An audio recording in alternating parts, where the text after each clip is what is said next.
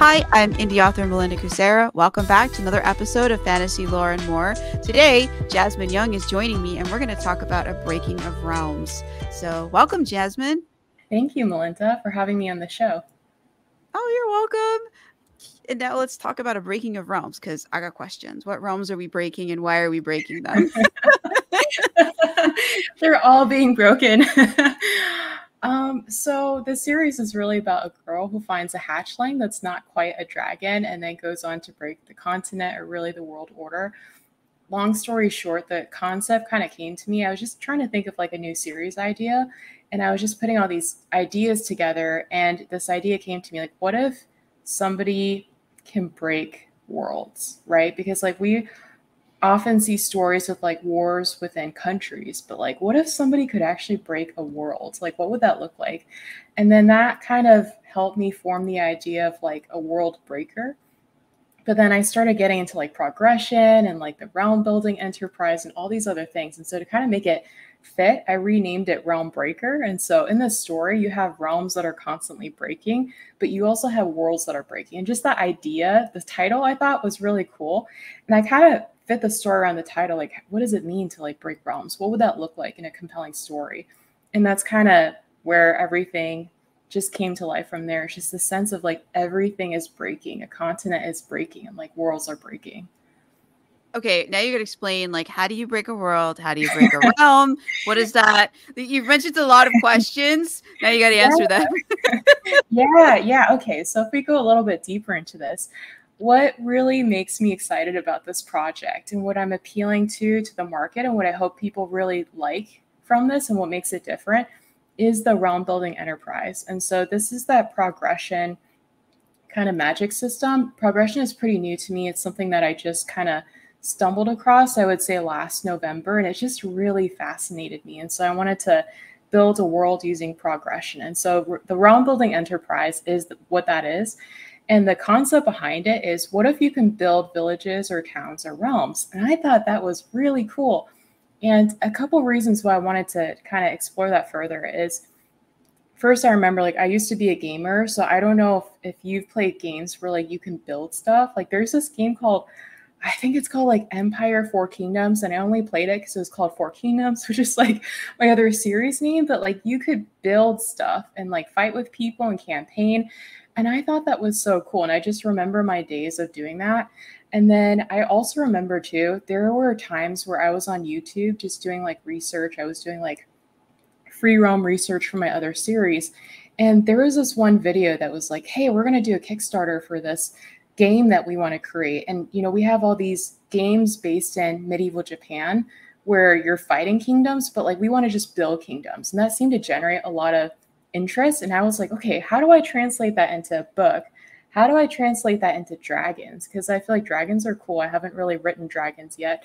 Aragon was the reason I started writing. So I'm like, how can I fit this into dragons? And so that's kind of how the realm building enterprise came about. So the whole concept is, let's say, you know, it's kind of like Ash Ketchum from Pokemon. So once you turn 15, you are able and eligible to start realm building. And so what you can do is you can go to the nearest dragon post and then you can touch any egg that you want, whatever you have access to. If it hatches for you, then you officially become inducted into the order. It's called the Dragonsteel Order. And then you can start realm building from there. And so there's like a ranking system. You choose your dragon. Dragons have different strengths. You know, you have cute dragons, you have mighty dragons, you have terrible dragons, all these different dragons. And you can start to build towns, and you can basically, the continent wants you to rebuild as much as you can because it just got out of a long war. And so it wants you to just quickly help them rebuild. There's supposedly another invasion coming from the southern continent from somebody called the Betrayer who had started the war a long time ago. And so, you know, he's mobilizing again to invade. They just came out of a war. So the continent's like, we got to rebuild. How can we get the common person, like instead of just having the lords and the elves to be, you know, within the dragon order, the dragon guard, how do we get everybody to possibly be able to help us rebuild the dragon guard? And so the realm building enterprise, if you're inducted, if you get a dragon to hatch, you start from the beginning, your rank is 0. and you just build. And the more that you build, like if you build towns, if you build cities, if you eventually can build an entire realm, you get different rewards along the way. And then your dragon grows stronger. You can campaign, you can plan campaigns with different posts. So I just felt that to be a very interesting concept, and I wanted to translate that into the book. So if you take the realm building enterprise, you're building posts. Like it's really nobody so far who's built a realm, because it's been really difficult. Our story opens with a character who's right on the cusp of building an official realm. He's met all of the ranks and all the standards. So what if somebody comes along, instead of being really excited to build, what if they start breaking everything that this really cool enterprise has been putting in place? And so that's kind of the whole concept and the whole theme about that behind this is the breaking of the enterprise that's meant to build. So I don't know if that answers your question.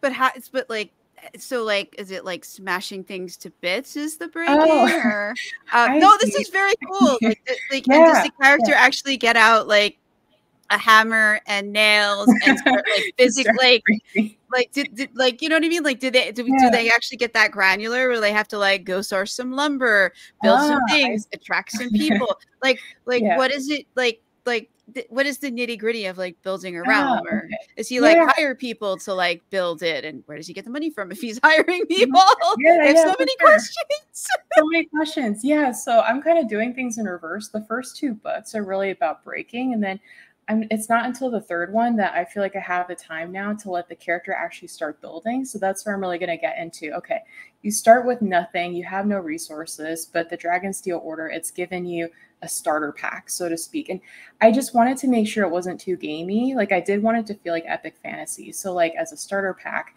as a character, you might have like coins. You might have like a tunic and like an old sword, you know, and then you just have to hire people or you start. Wait. You don't have trousers? You're just walking around in a long shirt? No trousers. Yeah, no trousers. Does he have to weave the cloth to make his own pants? Because that can get kind of uncomfortable. Like for you said your character's male, for like a male character to go wandering. Oh, female. Even for a female to be like, you know, pantsless with just a shirt. Yeah, you got to really start like, you know, hustling there. Yeah, so it's this kind of book. No, I'm kidding. Yeah, it's a lot of, it's still being developed. Like I feel like that it's so expansive. Like you could, you know, it's really like there's no end to it. What could a starter pack look like? Like there's just all these things that, you know, I'm still developing. So really the building, it doesn't start until the third book, which I'm currently planning. But like the breaking itself, kind of the whole premise of the two books. So my readers are about to hear from this. I guess everybody's going to hear about it first here. But I'm breaking up the first book of Breaking of Realms into two books. It got to be so long. And basically the premise of these two books is that this girl, so her name's Skálda, she has a dragon hatchling that falls from the sky. Nobody knows where it came from, but come to find out, it's not quite a dragon. It's this ancient species that was supposedly extinct. And this species 1,000 years ago was what almost broke the entire world. And it, like there are 9 different worlds. It's kind of based on, it's inspired by like Norse culture, Viking culture. So like there are 9 different worlds, like the world of men, the world of elves, the world of dwarves. So long story short, these realm breakers, they're called Bales. These Bales have broken all the realms down to the realm of men. And so this hatchling, it falls from the sky. Turns out it's the last Bale. And the old races of dwarves and elves, they are going to freak out if they find out that a Bale lives, because this is a realm breaker. And all of the old lore, like all the narratives, all the history say that the Bales, they're going to destroy the world. And the realm of men, it is the last inhabitable world. So Skálda, she doesn't know this. She's a commoner, and she really wants to be a dragon rider, but no dragon has hatched for her so far. She lives in this poor, remote area of the country. She really doesn't have access to any other dragon posts. And so when she has this dragon finally fall to her, she's really excited. She wants to take care of it. In the story, typical of dragon rider epic fantasies, you have like a what I call a binding, you know, like that bond that forms between dragon and rider. So she's desperate to form this bond with this new baby dragon, not knowing what it is, only to come to find out later that it's a Bale. In the meantime, the order, they're very protective of like dragons and like what people can do with dragons. And if there's a wild dragon that hatches or a wild dragon that appears outside of the order, outside of the establishment, they're going to kill it because they don't want like dragons to just, go rogue and free roam and kill people. So the order finds out that this wild hatchling fell, not knowing it's a Bale either. And like it plunges Skálda and her dragon into all these different events where like now she has to save her hatchling, who's actually a Bale. And she has this whole like moral dilemma of, is it right to save this baby hatchling that the elves are trying to kill, but it's a Bale? Do I keep a Bale alive? Like one day this thing is going to grow into this world destroyer, and it could, everybody's telling me, like everybody that knows about it is telling me that the world is going to be destroyed. So she builds this really deep bond. Yeah. So the dragon doesn't have a choice. Like it's going to just destroy it. Like that they don't believe that the dragon has a choice, that if you are a Bale, you're just going to grow up and destroy things, even if you're raised not to be that way. So it's kind of like, we have certain things in our nature, like as like different species, we are bent towards doing certain things. So like wolves are predators, deer eat grass, humans build things. So same thing with a Bale. So Skálda, she and this hatchling, he's really cute. He's so sweet. He loves her. He's like the only thing on the planet that loves her. She's like this cold hunter. So she argues that she can change him, what you're saying. She's like, no, I can change him. I can protect him. I can grow him up and tame him and teach him to be this good dragon. But like her mentor is like, no, this is a Bale. All the Bales in history destroyed. And so he's an elf, and he's got that in the back of his mind. He's like, you can't keep this Bale. And so that's kind of what's happening, is that she's trying to protect this Bale, and everybody's trying to kill it, not yet knowing that it's a Bale. It's just they know that it's a wild dragon. So the elves are chasing her. The Dragonsteel Order is chasing her. In the meantime, she has in her heart that she wants to realm build, right? Like she's always wanted to join the realm building enterprise. The one thing that kept her from doing that is no dragon has ever hatched. But now she can't join it because the Order is after her. The Order essentially is what runs the enterprise. The Order's after her. She has to run. And so it spirals her into all these events in the first and second book where she never meant to destroy anything. Like she wanted to build. She legitimately wanted to build. But now because she has this dragon that the Order is chasing her after, she ends up finding herself in a position where she's actually breaking dragon posts. So like the post that a writer will start out with when they're realm building, it starts with a dragon post. She finds herself breaking these dragon posts to defend her dragon, and more people, kind of like Vikings, like this whole Viking group that's now depending on her. And so that's what leads to realm breaking. Is realms aren't necessarily quite breaking yet in that sense. Like it's a lot of mini realms to be that writers are building that she's breaking. In the meantime, there's a whole war that starts. And so these old Viking, so-called Viking kingdoms, those realms might start breaking and might start getting eliminated. The Order is really pissed now. She's got this dragon. She's fighting against them. And so that's kind of the whole premise of like breaking realms. Is the first two books, realms aren't quite breaking, but there are wars and realms are falling apart and dragon posts are falling apart. And she and her dragon, they're kind of all in the center of this, if that makes sense. It's a very long-winded way of explaining like the whole concept. No, it's a really cool concept. So I'm gonna have to break some realms in my own world. I don't have as many. I think I have 12 realms. I think I said in one of the books. But there's only like 3 that we ever actually visit. Yeah, it's tough. I feel like we overplan, and there are so many places and locations we don't get to. Well, there wasn't gonna be realms, and then there's like suddenly was. And then I was like, what am I supposed to do with this? This one's supposed to exist. Create a new series. Yeah, spin-off series, spin-off. Yeah, no, definitely. Yeah. Don't encourage me. I already have 5, and I'm writing another one. Yeah, no, keep going for sure. But I think there should be a limit at some point. Should we go into the excerpt, or I don't know if you want to read the blurb or Okay. Yeah, I can definitely get into the excerpt. Let me go ahead. I have to say, like, with the light hitting you, you look very mysterious, very fantasy appropriate. For anybody who's listening, you can't see that, but on YouTube you can see, like, it looks like the sun is trying to muffle her. It's like right across her mouth. It's really weird. Yeah, this hour, it's like the twilight hours. Like half my face is in shadow, the other half is like in light. Yeah, I look like some like villain. It's a very cool visual, I have to say. Very fantasy appropriate. It is. I'm like a mage of light here, you know. Yeah, like the sun is like trying to help you out here to make this all more. I didn't realize it was doing that because my notes were pulled up to cover my face. So it's too funny. But yeah, for sure. I can get into the excerpt here. So this is the first chapter of A Breaking of Realms, the first book in the Realm Breaker series. This chapter preview is also available to anybody who subscribes and reads the prequel short story, A Descent of Dragons. So some people are already familiar with the first chapter. They got to read it, but I'll go ahead and start. Chapter 1, Rightfest. In the far north, on the western fringes of the world, which is called the Longcold, or Skálda in the Spenning, one cannot say if the second breaking of the realms began with the scorch that would soon streak from the dark skies, or the reeve that took all the lives at Osmondel. For Skálda Branwright, it began with the dreams of falling. She was falling in the dark. Winds rushed up into her face. Her limbs were breaking through clouds. She was freezing and burning, but the fall would not end.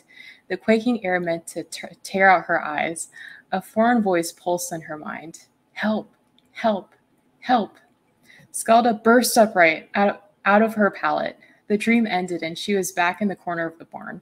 The pure terror from the dream was fading, but the voice lingered. Help! Not her own, not any coherent human word, but it had been a consuming feeling. She pressed a hand over her eyes, evening out her breathing. It had been many solstices since she had dreams, and none this vivid. Help! Help! Even now, the plea echoed in her mind like the fading ring of steel. A new voice called to her from outside, this one solid and human. Skálda? Skálda! Before she could rise, the barn doors groaned. Whoever was on the other side attempted to push it through the snowbank, cursed, and pushed harder. A young man came tumbling through. Daft, said Kale, stepping past him and into the barn. Skálda, you're awake and ready, right? Matt, her other best friend, picked himself up and dusted snow off his slovenly robes. They looked like the same ones he had worn and slept in since the beginning of time. Of course not. Picked us of all days to sleep in. What would your mothers think, she said, showing up unannounced in my bedroom. Bedroom? Kale squinted at the half-frozen, peeling rafters and the 4 chickens and ewes she had as housemates. Leap off Hrafnfjall, Kale, as if you live in a manse. He smiled as she tossed aside her patched blankets and wriggled into the oversized coat crumpled at the foot of her bedstead. It was paler than even her hair, made of scald wool fur. Unlike the wool clothes most islanders wore, this one was a fraction of the weight, only about 3 lumens. It would keep her warm enough for today. Lastly, she snatched Snoga, her axe, off the crude nail fixed above her wooden pallet.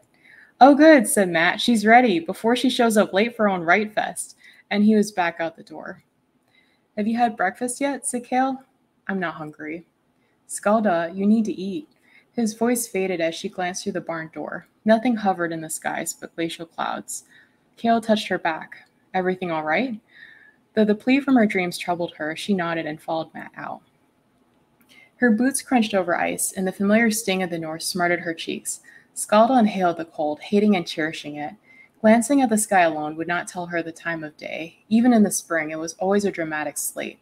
But the buzzing energy on Bregan Island suggested it was the 8th hour. Late, too late. She was usually up by the 4th.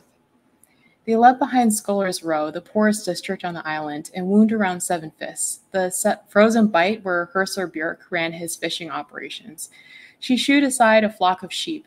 Skalpos was on the other side of Bregan's village. They would have to pass through more of the peeling creatures and a score more longhouses before they made it. Skálda crossed through the wealthier Ginung district, where Matt had lived before becoming a writer. She caught the faint sense of oats in the wood smoke. Someone was boiling their porridge with honey. Her belly pulled. Her last meal had been yesterday morning, stone-hard barley tossed with mugwort and thistle she found in the Krigsskald. But her body was used to hunger, and her thoughts soon drifted again. By the time they reached the feast grounds outside Brimir's Hall, the morning air was thundering. Skálda widened her eyes. It looked like every able body of the Skálda's 12 islands had gathered on Bregan. It was a grand 200 people in one spot, more people than she was used to seeing. "We found her!" Matt yelled, waving his hands at no one in particular. He was thick inside the crowds. Bodies jostled in the Skálda, drawing her glares. Most of the adults at the Dragon Post outdoor long tables were drunk, though that was not unusual. "Make way, skits!" Matt hollered. "Make way for the hunter of Skald wolves!" Kale stayed close at her side, sensing her discomfort. Skullpost hosted Rite Fests every 5 solstices, a rite of passage for anyone who passed their 15th solstice but was no older than their 21st. In Joffrey Anders' mind, this was arranged safe enough to participate in the dangers of the event. Though gatherings at the post were nothing new to her, Skálda could never get used to them. Matt, Skullpost second, helped her wriggle to the front. All the island heads were present, along with Skull's remaining 3 riders. Their little pickas stayed at their side. Dragons though they were, pickas had round heads with 2 short ears in place of majestic horns. They more resembled grass snakes on wings. Cute, but hardly formidable. And of course there was Elderman Joffrey Anders himself, post leader and official authority of the Longcold. Their backs were turned to Hrafnfjall, the ice peak across the fisheries. It was an imposing sight, even though it was half an hour's jog away. She waited to feel nervousness, but her senses were a glacier of calm. All right, is everyone here?" Anders was shouting from his Dragon Nornseer's saddle. "If not, miss Fright Fest at your own peril. This solstice's prize is incomparable to any other." Skálda glanced around at her competitors. Though most were her age, she was smaller than them all. Even so, the Ginnin children wore cloaks of wool so heavy her back ached just looking at them. Others clung to their parents and wailed for an exemption. Their paps and moms urged them to at least give themselves a chance. Soft mutton, she thought.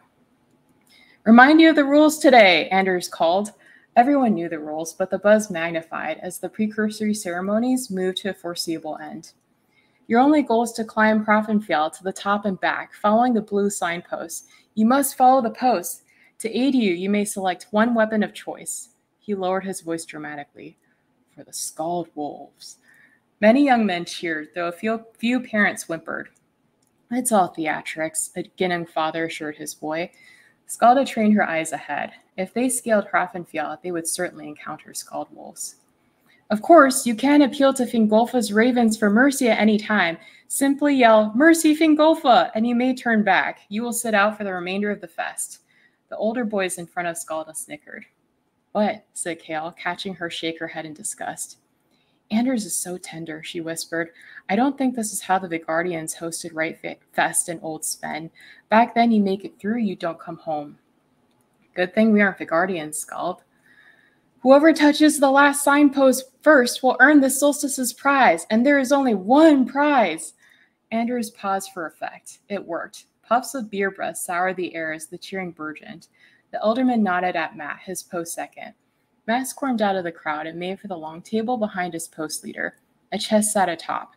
He swung the lid back and brought to Anders something bundled in threadbare velvets. Sliding down his dragon saddle, Anders lifted it high in the air. "Behold! The winner shall receive a touch to the egg of an eld!" Skálda's heart skipped. Suddenly she was awake and hungering. Even on her toes, she could not see it well. The cheers around her turned into roars of Anders' name.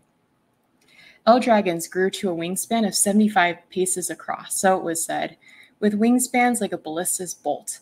They were beautiful, too, slender, with spiked heads that bore 2 great pronghorns. Miniature great dragons they were.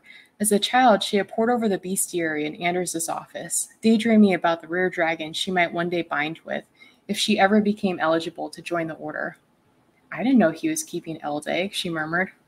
"Must have just acquired it," said Kale. "Probably sold his life savings.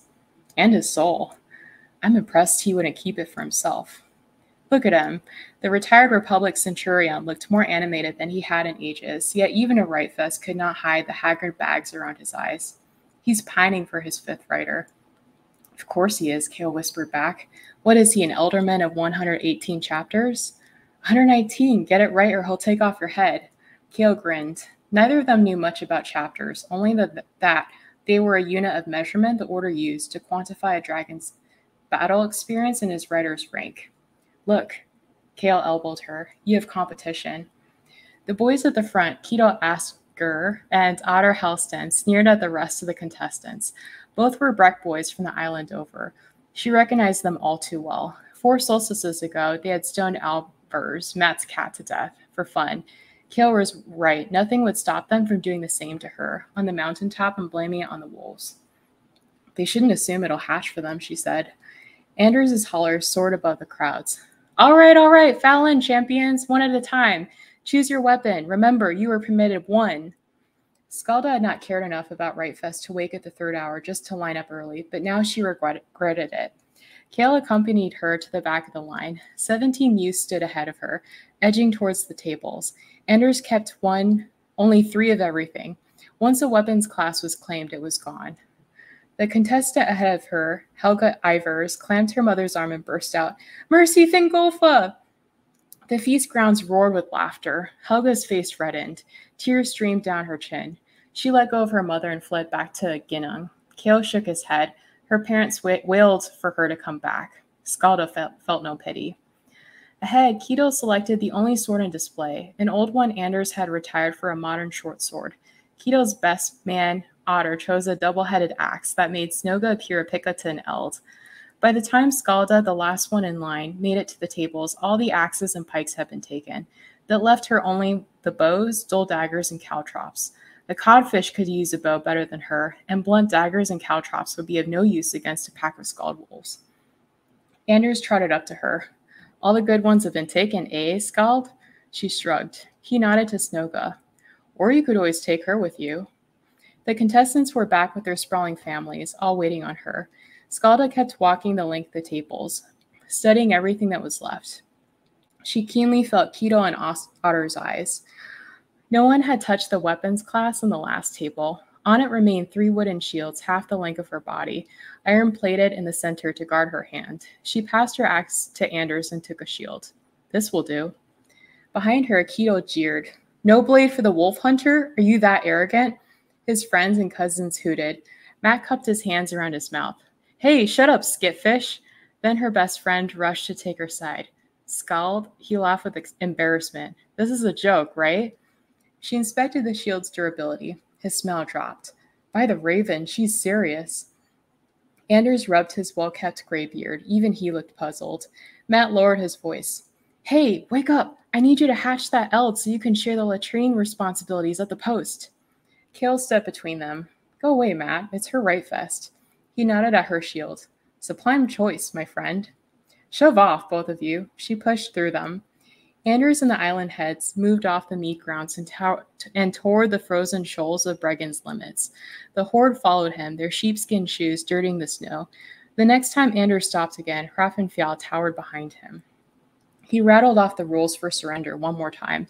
Most were pawing the ground. The Breck boys wrestled themselves to the front, poised to sprint at the post leader's signal. A freckled girl was clinging to her grandfather, while a chubby boy choked back a sob. What are you thinking? Said Kale, observing her. Matt trailed her gaze and said, Soft meat for Skálda to eat. Basically, she said. Skálda was twitching, ravenous for dear Anders to close his big mouth. Behind her, a woman shouted her name. Her heart leapt. It was her mother. Her invalid mother had actually dragged herself away from the hurt to make it to her daughter's Rightfest. She turned, and her chest hardened. It was not her mother, but Sagrun Brynhild, Matt's mom. Of course her mother was not here. Frigga, Matt's little cousin, waved and grinned at her. Skálda tried to muster any sort of emotion on her face, but that alone was always an endeavor. In the end, she offered as lively as a shrug as she could, and turned back. The Brynhilds had always been more of a family to her than the Branwrights. I can't believe my baby is grown up. Matt shuffled over with an outstretched arm. Come here, give me a hug. Don't touch me, she said. Kale said, don't be too sentimental now. How about... Matt pretended to sniff away tears. Don't make second place. Don't get killed, Kale offered. Skálda said, don't put all your bloody hope in me. Anders drew his sword and raised it into the marble sky. Commence! Rightfest! Okay, I'll stop it there. So what is a Rightfest? Is that like a holiday or like a coming of age thing or... Yeah, so I referenced it briefly. It's basically a coming of age. Oh, the sun is like unreal. Yeah, the sun is like, you know, it's like really trying to participate in the interview. Yeah, it really is. It's like shining in my face.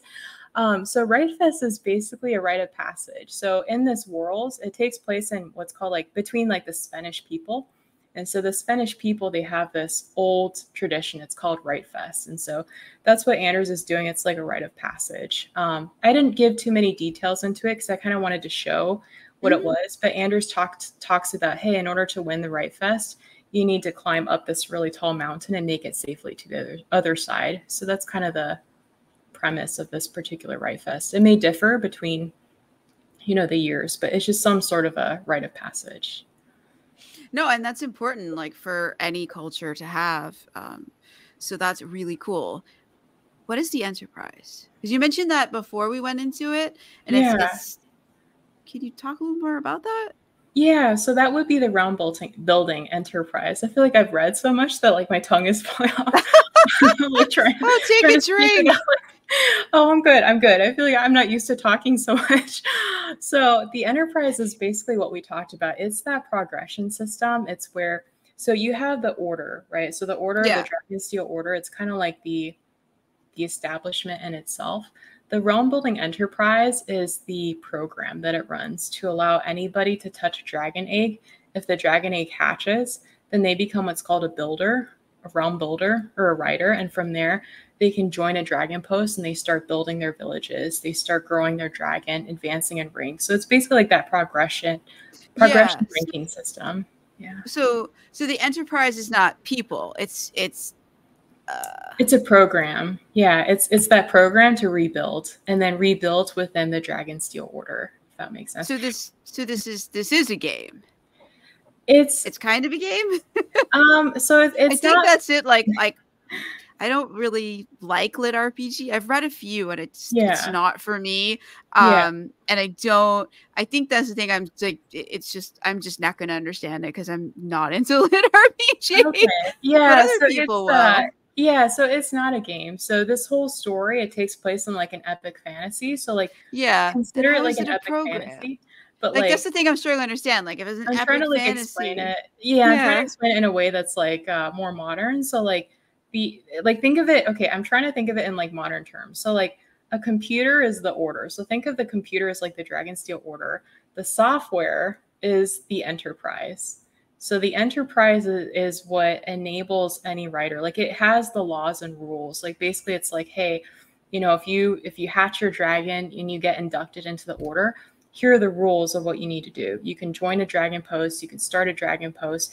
You can go campaigning to grow your dragon. When your dragons hit different levels, they become stronger, so to speak. So it's like a progression system within a epic fantasy realm, if that makes sense. So it's not a game. It's not a game. So, it's like life, basically. So then to like the people in the epic fantasy world, like how does the order express itself in the epic fantasy world? And the thing is that, are they like people or are they so the order you can think of it as like the standard dragon guard, right? So like the dragon guard in any traditional epic fantasy story, the dragon guard consists of riders, right? Like riders, typically they're elves, they can be men. So same thing with the order. The order is a organization of writers, and if you want to know like more about it, it's essentially ruled by elves. In this story, the series, there's a very important like central dynamic between humans and elves.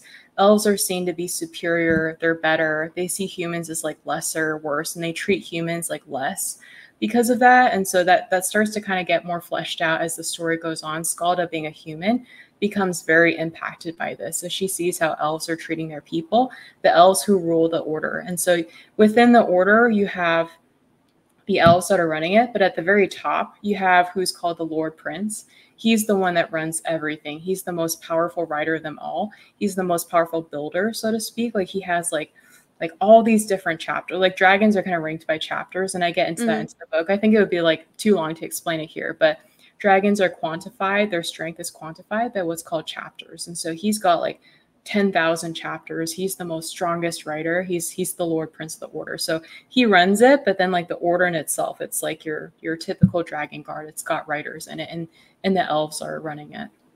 So then the Enterprise is really like their, it's sort of like peer pressure to like hey, these are the rules. You need to follow the rules. Yeah, exactly. Kind of thing.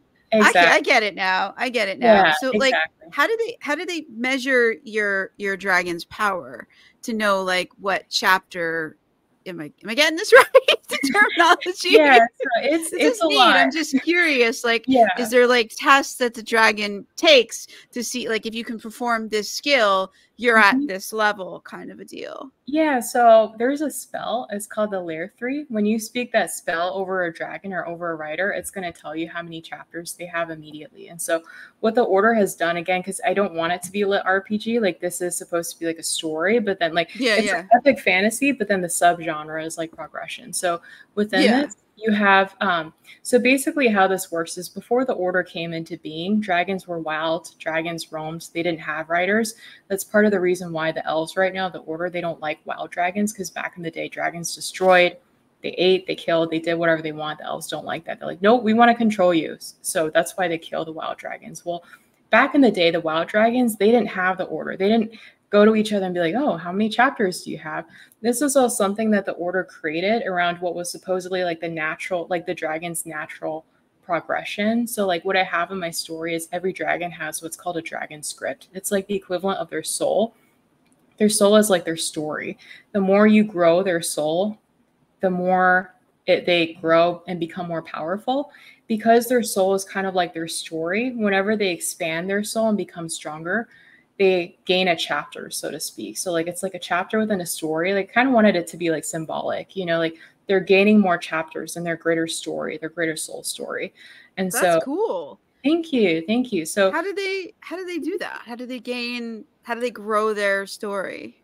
So they have to, it's like, it is kind of like, like a game, like you have to become stronger. And so in the wild, what dragons were doing in the wild naturally to become stronger, like they weren't going out to try to grow their chapters. This is like something artificial that the Order is doing through the Enterprise. So in the wild, it was like territorial fights, hunting, things like that.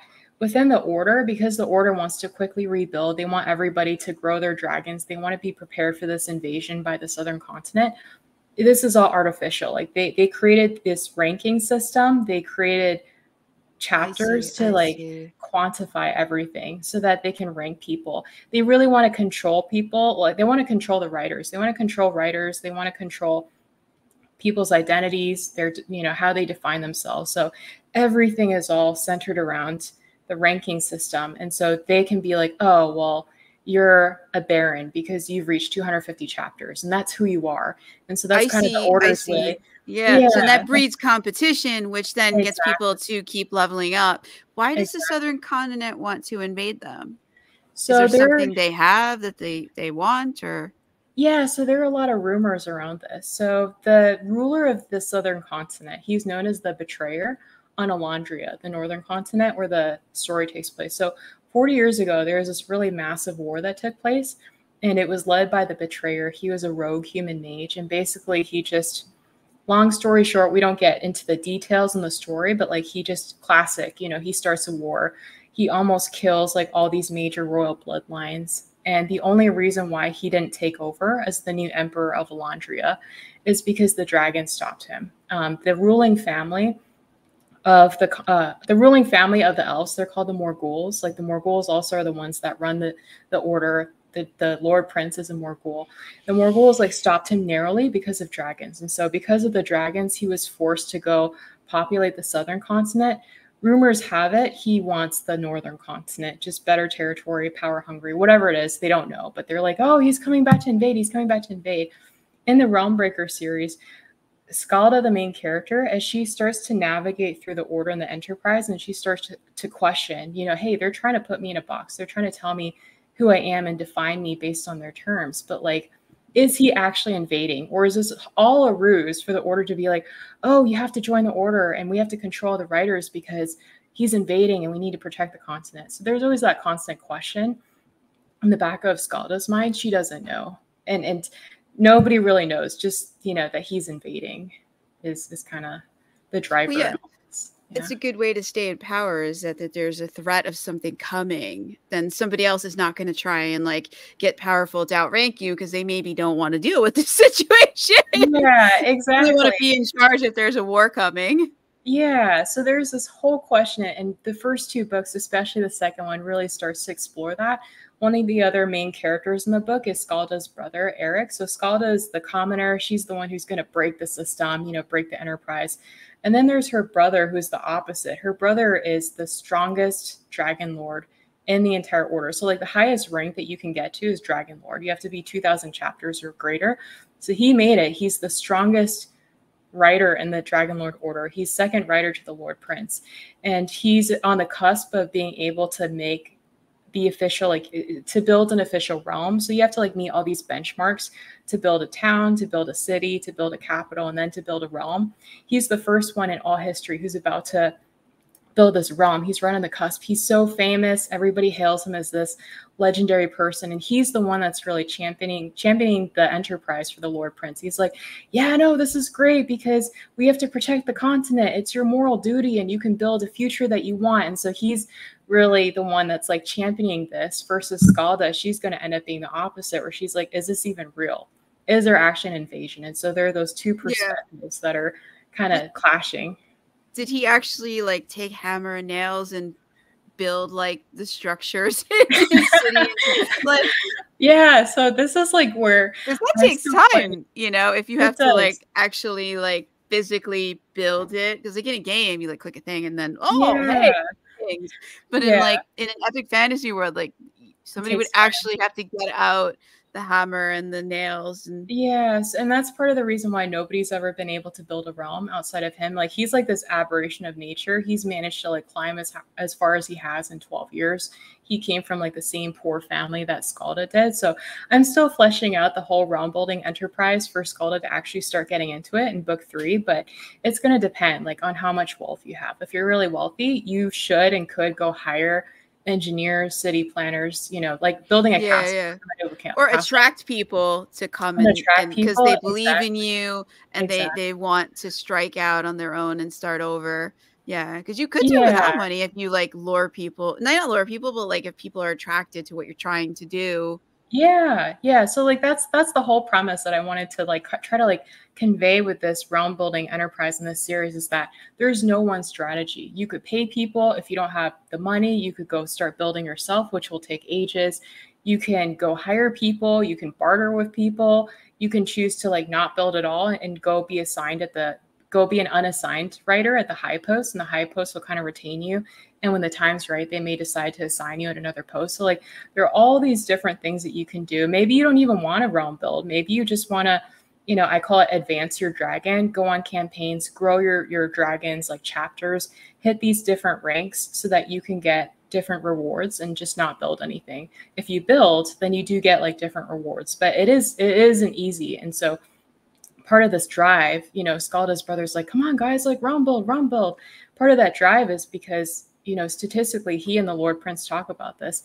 99% of people who enter the enterprise, they fail. They quit, they get discouraged, they get lazy, they lose the fire, and they're just well, we'll just, make do with our little post and we'll just keep it at that. And so it's not easy because there are all the logistics of having to build an actual city. But to make it more believable, I tried to do it by you have to hit certain milestones. So when we say, hey, you've officially built a realm, you have to hit certain milestones. So as an example, you have to have at least 50 riders under you. You have to be at least Dragonlord rank. You have to have at least 3 Dragonlords under you. So if you hit that milestone, by that point, you should really have naturally a city that has organically grown. If you hit those milestones, then you're officially a realm. So it might not look as developed as say a realm that's existed for 1,000 years somewhere else on the continent. But by the order standards and by the Republic standards, it's officially a realm, so to speak. Oh, that's cool. Sense. That's cool that there's and that if you have 50 dragon riders under you, I would assume that at least, a few people have decided to come live in whatever place you're building. Yeah. I hope so. Yeah, by that point, like you would have had to become like a really charismatic leader, and that's what Skálda's brother Eric is. He's like a really and you have an entourage. You have a whole entourage. Like with him, people want to join his post. Versus like Skálda's post leader, we got to meet him a little bit. Joffrey Anders, nobody wants to join his post because they're like, you have nothing. Like everybody wants to join Eric, so he's getting like all this wealth, all this population, all these free builders, you know, that are going to build for him. So yeah, it's all very strategic. You know, you just have to. It's like a game, but like within a fantasy story. Yeah, but more the strategic side of it. That's really cool. No, this whole concept is really cool and blowing my mind. I think it's very cool because I've only heard of progression in like the magic sense, because like I do that too. Like the characters grow and gain skill and get more powerful.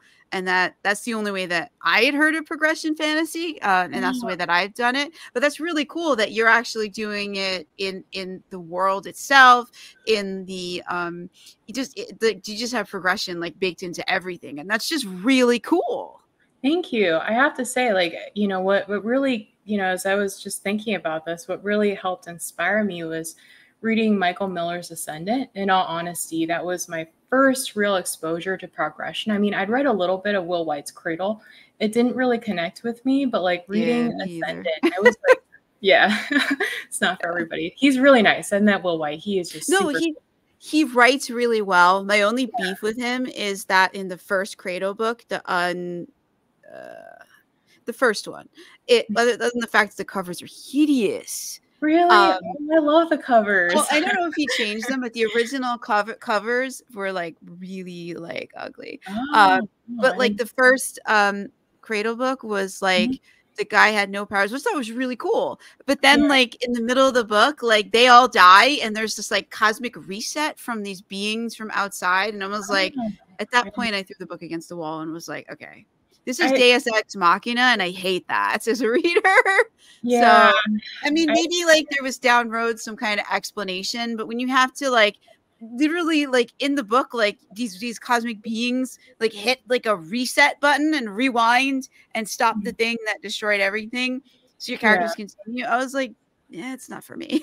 I think it wasn't like it's not for everybody. I think Will White's very very talented, but I think that's what I wanted to do is like progression really did fascinate me, and I think like Michael Miller, he did such a great job. I wanted to write my whole other story. It's really good. He's a really good author. Yeah, it's really good. The blurb, and like something about it has always like turned me off, so I've never read it.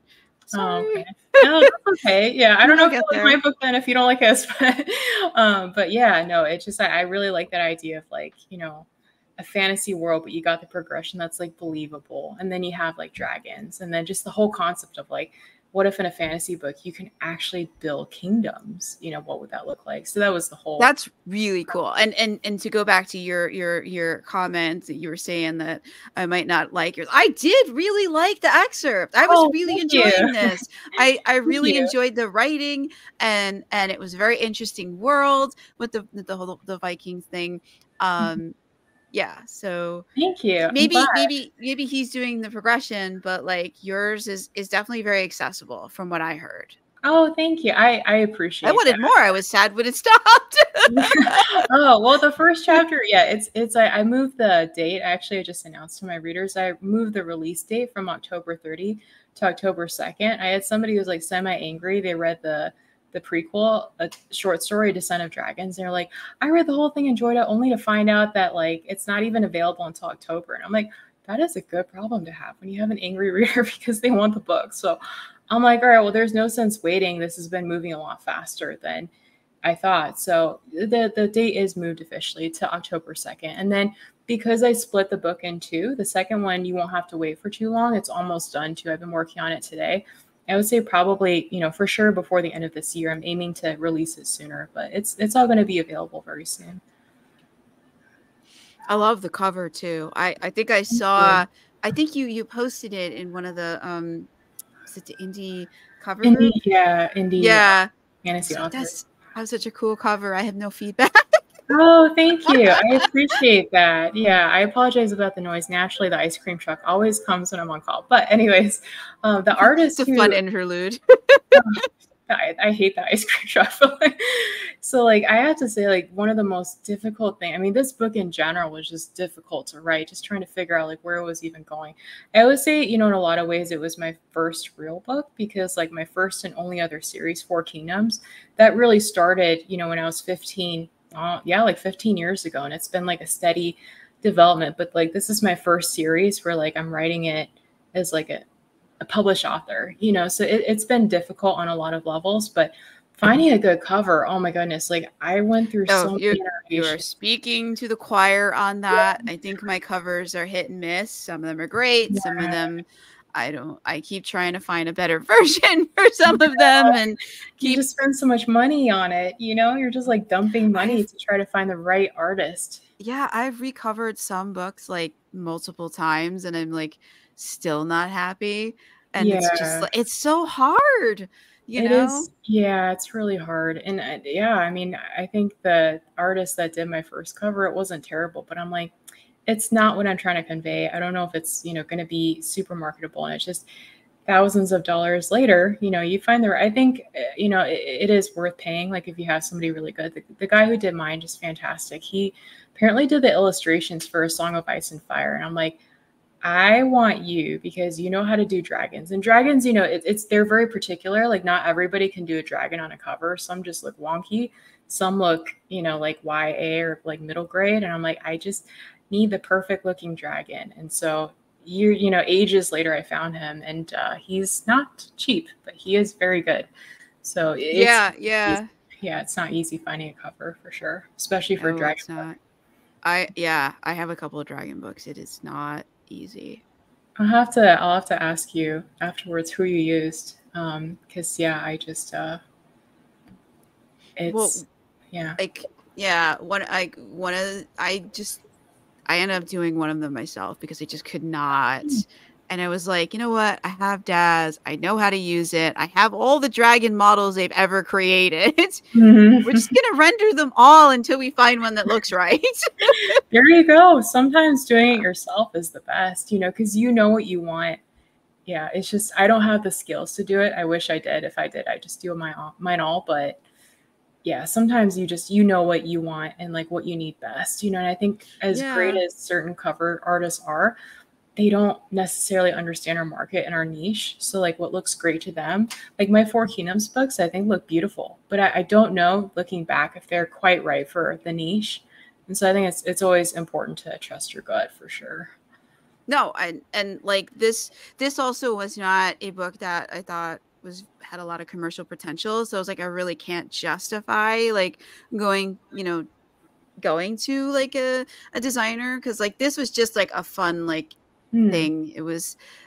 It sold better than I thought it would. But it was just an off market thing, that it was an outgrowth of another series, but the way that it branched off and the direction it went was really not to market. So I was like, I can't justify spending. I have a bunch of those like that. And I was like, I just can't justify it, but I still want to do it. I still want to put it out. There are readers who will enjoy it. And I need a cover that looks good. So I was like, I can't spend the money. So let's open up Daz and let's figure this out. Yeah, no, I think that's commendable. I mean, I've had to do that with my novellas. So I have Descent of Dragons. I could not justify spending $2,000 for a 3,500 word book. You know, you can't do it. So sometimes you just, you know, you got to find other options, which I think is okay. No. Yeah. And you're saving the money for the books that do justify it. You know, like I have books where like I have a series that I spent over $2,000 on covers for. Yeah, there were discounts, thankfully, because it was, you know, a bunch of books in the series, but it was more to market, and I was like, okay, it justifies it, you know. I just the cover struggle, it's a struggle. It is. And then you get the perfect cover, and then a year later the whole all the books in your genre go to a different, and you're like, God, that happened to me a few times, and I was like, I can't keep spending hundreds of dollars on covers. We either got to stick with what we had, even though the market has moved on, or like I need to figure out how to make the thing, you know, the the cover tropes that we're now using myself because Yeah, I can't keep recovering it every year. Like when I have 21 published books, I can't recover 21 books every year because the cover conventions change. No, I know what you mean. I think I was so caught up in trying to get the Four Kingdoms origin series just looking so perfect and so like everybody else. I was questioning it because everybody else had people on their covers. Yeah. Mine has symbols. So I was like, oh, people won't like it because it doesn't have people on it. It has symbols. And I just ended up driving myself crazy. And I think for me personally, it gets to the point where I'm like, okay, I know that I need to just focus on the next project, and just work on the next project, focus on getting better, listen to what the readers want, ask them what they want. And just, it took me, I would say, really my entire career, which has been like the last 4 years to get to this point where I'm like, I just need to let go and like, just focus on this new project, and if it doesn't work, then like, we'll move to the next one, but we're going to keep getting better and improving and doing the best that we can for the readers. So I know what you mean. It's just, covers, it's a game that never ends. No, and the great thing is you can, if you have like something, which I've had this issue where you just can't figure it out because it's not to market and you just can't find a cover convention that really fits it. You just get the best that you can. And then sometimes the market changes. And I had a series that became more marketable over time. And I was like, okay, now I know what to do for the covers. So you can always go back because it's markets like it, especially in like epic fantasy, which I think is awesome because I don't think this happens in like other genres where like it kind of, there's some things that are perennially popular, the chosen one, the naive person gets caught up in magic world. Like those things are always going to be popular, but there's other things that like ebb and flow. Yeah. And like sometimes you can like stumble upon something or like someone really popular who has a really big following. I'll put something out and you're like, gee, my books have a lot of similarity with this. I should get a cover like this. Like I've had that happen. And like, so don't discount that. At some point you may stumble upon something and you'd be like, damn it, this is what I'm trying to do. And this is the cover that I need a cover like this. And then you can, if at that point it justifies it, you can then go and get a cover that's similar. Because I find that working with designers, you can give them like, hey, my book is like these. And, I want a cover that kind of is like this, but obviously different, but gives the same vibe that has kind of the same elements. You can get it's called a cover brief. And like, you can get like a lot better. You don't go through as many rounds with it because then they know like, okay, this is the vibe. These are kind of the fonts that people are using. These are all symbols, or these are all people. These are all very illustrated, or these are all very photoreal. Like they can see kind of what the competition is doing and what you're trying to fit in with.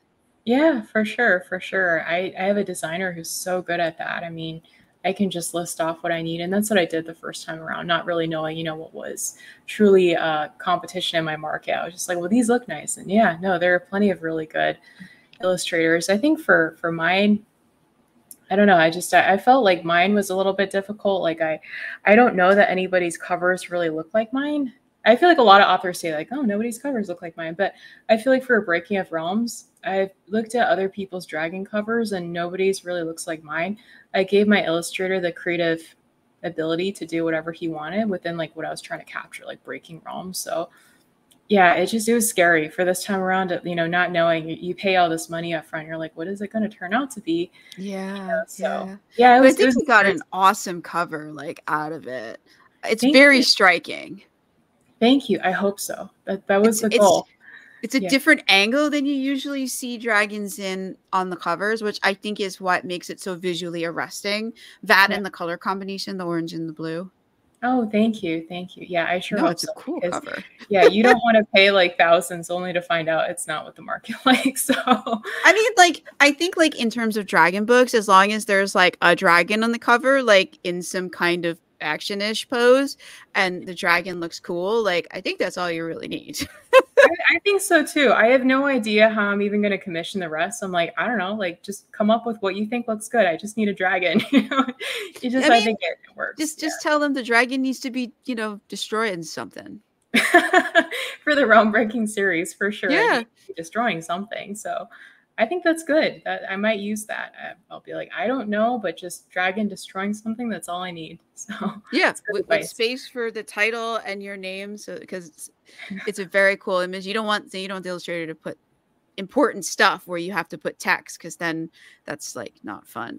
Yeah, it was actually kind of hard. Like this cover, it was difficult. There's so much going on in the background. Part of me almost wishes like any opportunity I can get to like show people the background without the text. If you zoom out, it's so high res. There's like catapults, there are siege towers, there are even little armies. I'm like, holy cow, this guy really went into it.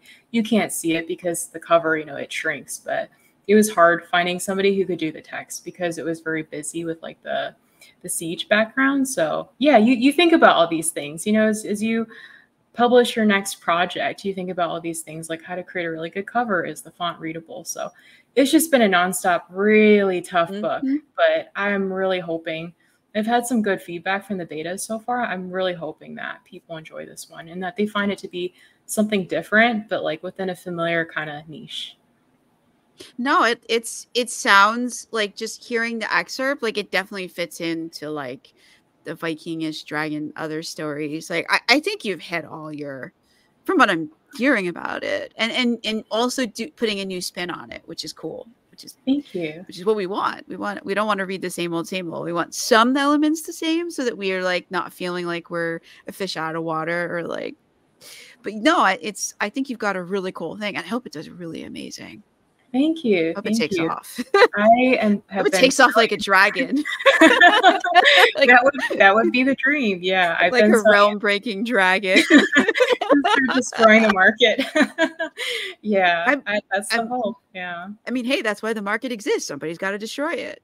I hope that the dragon on Realmbreaker destroys it. That would be that. It is very cool. I think you're going to have a lot of, I think you'll find promotions to be a lot easier, because that's always the tricky thing, is you're always like, how is this cover going to, you know, behave out in the wild? But it's so eye-catching. Thank you. Thank you. I just really appreciate that. Yeah. I feel like October can't come soon enough. I feel like I'm so ready for a new project, and the readers seem a lot more interested in this. And I mean, even A Descent of Dragons, I gave it away. It first became available early July. I gave it away.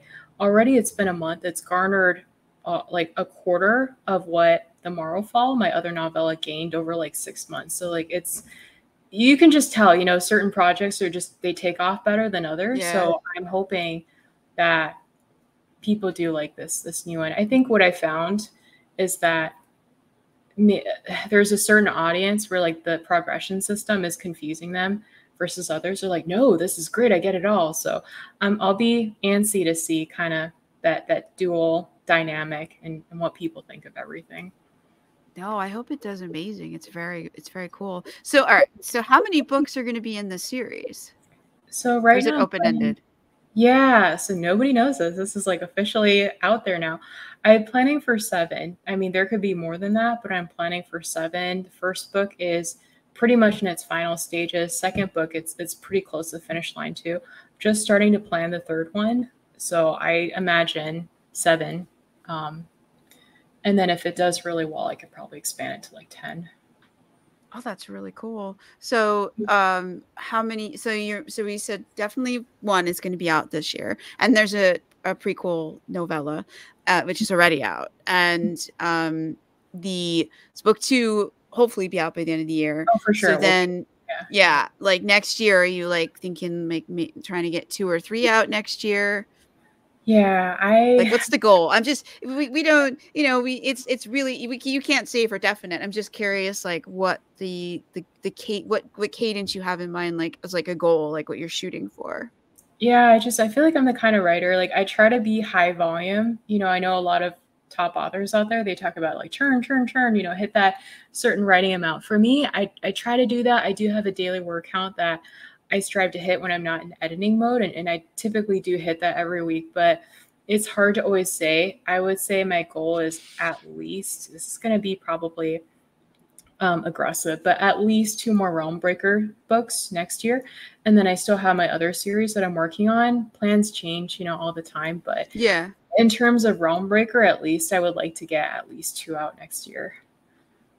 No, and 3 books is a good, like, that's that's usually because I also work full time, and I think you do as well. I I think do. you were saying in this I that do. like I do find like 3 books is like doable with a full-time job, but Yeah. like more than that is like sometimes it depends like Just makes how you go books go. crazy. Yeah. Like some books don't need as much planning. Like if you're writing like I'm writing the 10th, 11th book in a series, I don't need as much planning. I know who all the characters Yeah. are. I know, I have a few notes about like where we left them in the last book and where we are in their arc, but like I don't need to super plan that because I Mhm. know, you know what I mean? Like, but versus like writing like the first book in something like which I'm also doing, Yeah. which takes more planning because It it's the does. first thing and you're like, okay, where are these people going? What are Yeah. we trying to accomplish here?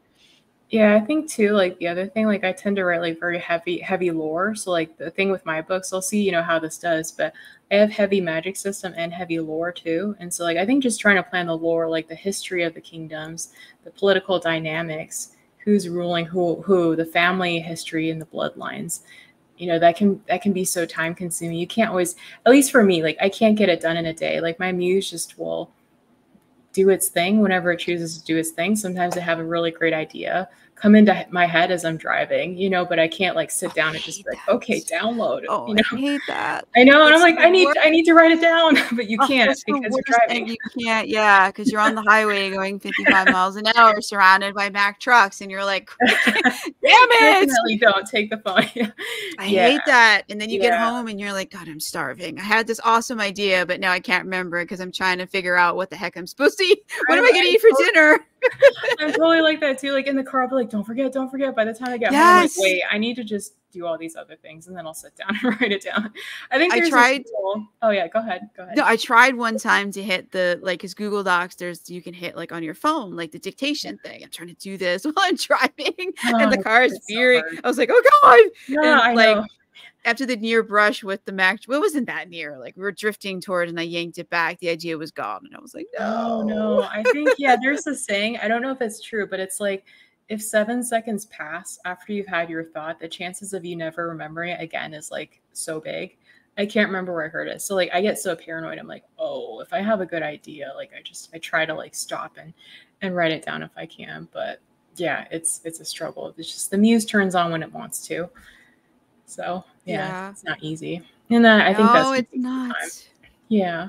It's just like creating that heavy lore kind of epic fantasy world. It takes a while. So, what form does that heavy lore take in the book? So, is there like is Skálda going to be lecturing us about or is just encountering a lot of different people and trying to work out who is who and what and why am I dealing with them? Like, how do you introduce that heavy lore? Or So is it I just background that you need to know so that when characters interact, you're like, okay, this one reports to this noble and this one to that one, and okay, so they may not get along or they're at odds. Like, I'm just curious how that plays out in the book. I try to balance it with the magic system because there's a lot to both. I would say more so with the lore. It's a lot of history because we have elves, not so much the dwarves that we get into it, but like the elves are so fundamental to the series because they're really the driver of kind of like the injustice. They're the ones that treat the humans like crap. And because they're stronger, they live longer and they run the order, they can. And the Republic can't really do anything about it. And so there's this whole lore, like background story of like, the elves and like who they were and how the Morghuls came into power. So there's that. And then most importantly, there's the realm breaker lore. So like I call it Norsen, like the Norsen lore. And it basically is the overlay of like realm breaker. So like the Bales, the Bales during the first breaking, the Bales essentially broke all the upper realms in the first breaking 1,000 years ago. And that's such a fundamental event. And then like the worlds that Skálda lives in, so she's Finnish, right? Like the people are Finnish, which are kind of based on like Norse, like Nordic people. There's just long story short. So she lives within a republic, but beyond the republic borders, which is where she's going to start breaking realms, so to speak. That's based on like old Viking kingdoms. And so there's a whole lore of like, well, what happened to that empire? How come it vanished? And a lot of that had to do with the wild dragons. So you have the dragon wars in the past. And then you have more recently, the last 40 years, the betrayer that basically broke the continent and really was the starting point of the enterprise, you know, the realm building enterprise. So there's all these background items that are happening in the background. I try not to info dump because I feel like it's fun to kind of leave that mystery. I don't think that the reader necessarily needs to know everything up front. They just have this feeling of like, okay, this is the setting of the world. There's just this invasion that's happening. We don't really know why. We don't really know who the betrayer is. We don't exactly know why he tried to war against the kingdom, you know, against the continent. It's not important. You know, what's important right now is that Skálda wins Rightfest, you know, and explain enough about Rightfest. So I think it's just difficult to like, you know, you got to be careful to like balance all of that. So I try to weave the progression between the lore. And then again, like a lot of that lore just being like lore from the Bales and lore from the elves and setting that all up. And then there's the plot. And then there's Skálda's got to actually do things. She's gonna break things. Yeah, she's gonna break everything. Yeah, so there's a lot. Yeah, and I try to balance it all. Yeah, it's a lot of moving pieces. Did you spend a lot of time planning this before you started writing it, or did you just dive in and then like plan as you went? So I am definitely a planner. Like I am so detail oriented. Like I need to know exactly what the plan is. I need to know what time we're hanging out. I need to know what time we're hanging out like 10 years in advance so I can plan for it, you know. So wow. I need to know the details. So yeah, I did plan Realmbreaker. I did plan the first book prior to me writing it. It was a completely new world. It was my first world outside of my first series. So it was difficult. It was really difficult. I think for myself personally, what I find is that I'll write this whole outline, but then as you start to write the story, the characters will kind of do things. You'll discover things about lore that you didn't know about that may change the entire outline. So I'm kind of in between. Like I try to have the main plot points down. And once I have the main points down, then I'll just start plotting everything chapter by chapter. I think that for me, I try to be a lot more flexible now. As long as I know kind of, again, what the main points are, I'm more okay with pantsing. So it's kind of like have the structure and then give yourself the freedom to pants. So yeah, a lot happened in Realmbreaker I wasn't expecting. Like another, you know, really big premise in the story is like Skálda is going to turn into the Realmbreaker, so to speak, but her Bale, who is known as like this creature that breaks, he's actually the one that's like, no, I want to do good. I want to do good. I don't just want to turn into another Bale. So he's, you know, trying not to break. Skálda wants to break. And so there's like this weird dynamic between the Bale that's supposed to break and Skálda that is breaking. And she's not supposed to do that. She set out to realm build. So all this stuff came about as I was writing, you know, deeper and deeper. Even today, I was editing my second book. I was so deep into it. And like, I just discovered things at like the third to last chapter that I'm like, oh, that changes things a little bit. So you never know, like have an outline. I say, you know your main points, but just don't be afraid to, at least I tell myself, just pants a little bit, just a little bit. I just make a list of 10 things I want the characters to do. And is that yeah and like I like to pants the beginning and see where things go, get to know the characters, and then I start like, okay, based on this, then you need to do these things, you know, because you started with, you know what I mean, like if you stole something, well, there has to be a repercussion, you know, or like just figuring out like from the things that what we pantsed, you know, what is the reaction, what is the natural next step, and listing all that out. And then like they're gonna do 500 other things that like are not these things, but just making sure that like, okay, you did X, this is the reaction, we get it in there somewhere. Or if they mention something cool, that we come back and actually like show it, do it, meet it, kill it, whatever. Whatever the situation is, you know, like what is it that like Chekhov's gun, like if you show a gun in the beginning of the story that like it's used somewhere later, like trying to make sure that like if they do something that we come back and it's not like a throwaway kind of a thing. Yeah, the continuity is important. I found that readers will be so quick to call you out if they're like, wait, that doesn't make sense. Why did the character do that? Because they said this or they did that. So continuity, everything. Yeah, and if there's some shadowy figure behind the scenes, that the shadowy figure is behind the scenes, in not just with one character, with other characters, and we actually see them pulling the strings, you know. Yeah, I think that's what's so challenging, at least for me. Like, I tend to come up with these really comprehensive worlds and all these characters and their agendas, and then as you start writing more and more of the series, you back yourself in a corner. It's like, well, what about this person? What about their agenda? And you just have to find a way to tie it all together. So they will surprise you when you pants. Oh, yeah. You don't know what's going to happen. So many things happen. I mean, my entire second book, I could not have planned for. Like, it really came out of like pantsing. And then after I knew what was going to happen, then I outlined. So yeah, some things you just can't plan for. No, and sometimes you get really cool stuff that way too. And you're like, throw the outline out. This is neat.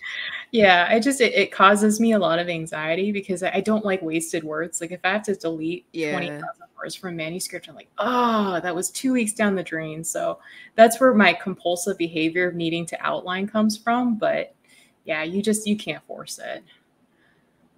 Yeah. Yeah, I've never had to throw away stuff. I'll find a way to make it fit.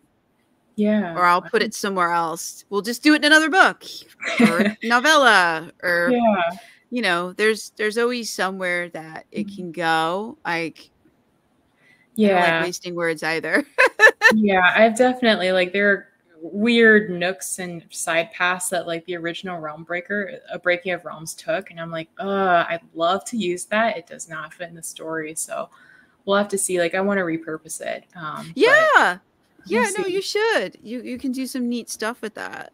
Yeah, it'll be interesting, I think, to try to like fit everything together, you know, make it work. Yeah. And now you said the prequel. Is that something you need to sign up to your newsletter to get? Is that in stores?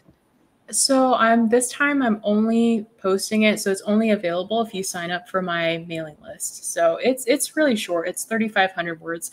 It basically is the background on like how Skálda's dragon Bale fell from the sky. So like, where did he come from? And in the story, he's like totally the opposite of what a Bale should be. He's like really, like, as a baby, he's just like always terrorized. Honestly, he has like PTSD, you know, from his fall, but there's more to it. So he's just like everything that you would not expect from a Bale. And so the prequel is just a quick story. It takes the perspective of a hatchling. It talks about where he came from and like who hatched him. So no spoilers or anything, but like he has a writer, like somebody hatched him. Skálda doesn't know any of this. So it kind of goes into like who his actual writer is and how he fell. Oh, I have a soft spot for baby dragons. I have a couple of them in my books. Yeah, it's fun. It's fun writing a perspective from a baby dragon. It's very different from a human being. I think people really liked it because, you know, who doesn't want to read about a baby dragon? Yeah, but this dragon is friends with this one of my characters' children. So then we have like one the baby dragon, one small human friendship situation, and that's just I just did it for fun, honestly. Yeah, because like sometimes you should, like like trying to plan a play date with a baby dragon and a little human. Yeah, you like, can get so many endearing scenes from like a baby dragon. Yeah. And there's another non-human creature that's also quite young. It's 3 of them. Oh, that sounds really cute. It is. Yeah. Oh, it's in the Cursebreaker series. It's not like it's not in every book, but it's in the later books. There's a lot of the little kids are, you know, that causes a lot of the drama. The son wants to play with the dragons, and the dragon wants to play with the son. Yeah, leads to a lot of them sneaking out and getting into, you know, causing drama and mayhem for the parents. I love it. Yeah, no, you can create so much humor, just like so much humor and so many great scenes from like baby creatures. Yes. The feedback that my betas gave me was that they really like the scenes with like the baby Bale, you know. So yeah, you're right. Like that sounds like fun. You have like 3 that are all together. Yes, so a lot of mischief that you can write. Yes, innocent mischief because they're not malicious. They're just the kids, you know. Yeah, they don't understand. So I have a fondness for that. Yeah, that does sound like fun. I like that. Yeah. Do you have anything else you want to say about A Breaking of Realms? I would say I think we covered a lot. I just do want to reiterate, it's going to be releasing the first book, A Breaking of Realms in the Realm Breaker series, will be releasing October 2nd. I really hope everybody enjoys it. I think that if you like epic fantasy with a lot of that lore and you're open to dragon progression, I think that you'll like this. So I'm just really excited to get it out and see what people say. Is this going to be just in Kindle Unlimited, or are you putting this wide? Oh, this is going to be KU. It's going to be on Amazon. So it's going to be in Kindle Unlimited. Yeah, okay. Yeah. So no, I just, so it's good for readers to know where they should be looking for it. Yeah, for sure. It's going to be an ebook format for now. And then eventually, it'll become paperback, but to start, it'll be ebook. So for sure, everywhere on Amazon, Kindle Unlimited, Kindle, it'll be on there. Very cool. Very, very cool. This has been fantastic. Thank you so much for coming on here and talking about A Breaking of Realms and Dragon. I learned a lot about progression fantasy, realm building, realm breaking. Don't break stuff now. Well, now I want to go and sign up to be a realm builder, because that sounds like such fun. You should be a builder. Don't break things. Don't make the elves mad. You should build. Yeah, so is there going to be a repercussions for her breaking things? The elves going to, I guess, go after her for that? Yeah. That's also the whole premise. I wanted somebody to just create mischief. So I wanted to have this really cool progression system. And then instead of having the character, per usual, go through it, I wanted to have a character destroy it and break it. So is she going to build a new system? Maybe. My lips are sealed. Oh, okay. Okay. We'll see, but no, I do hope you enjoy the building. There's going to be lots of breaking and lots of building for sure.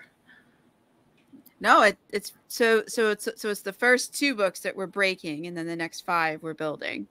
I would say, generally speaking, there's still going to be plenty of breaking, but the third one, at least I know for sure, it's going to be a lot of building. And I think that's where the series has unlimited potential. You could build anywhere. You could keep changing territories each book and build in a swamp.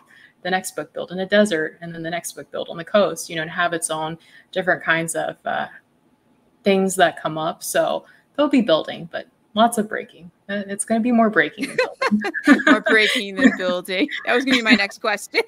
Do you have, because you only have 9 realms. So if she keeps breaking, is there going to be anything left? I'll need to ask her that. You don't leave anything left. So she's actually not breaking the worlds yet. My lips are sealed. She's really breaking the continent. She's breaking the order. She's breaking the establishment, right? The order, the elves that are running the order. So she's kind of breaking their dragon posts. She may start breaking the realms on the continent. But in terms of capital R, realms as in worlds, that would be beyond Skálda, at least so far, because she's a human being. Really, you would need a Bale. A Bale is really the only thing that could start breaking worlds. But then she has a Bale. She has a Bale. So it's this whole series. We're going to see what Skálda does. I'm not entirely sure. I have some stuff planned. Whether or not she'll break realm with a capital R, the world, we'll see. You'll have to wait. Okay. That's to be continued. So we'll have to get you back on in the future with a later release in the series and find out if she's breaking the capital R realms. You have to find out. Yeah, you're welcome to come back to talk about the later books in the series. Thank you, Melinda. I so appreciate being on this show. I had so much fun being able to talk about my series. Thank you for the opportunity.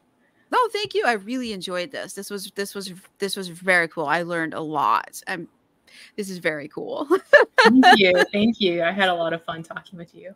Yeah, and I wish you the best of luck with the launch. And we'll have all the links in the description or the show note, depending on where you're watching, for where you can get your hands on the prequel, and also Breaking of Realms, and also how you can stay in touch with Jasmine Young, who joined us today on another episode of Fantasy Lore and More, and we've been talking about A Breaking of Realms. Thank you so much for joining us. Have a great day or a great night wherever you are.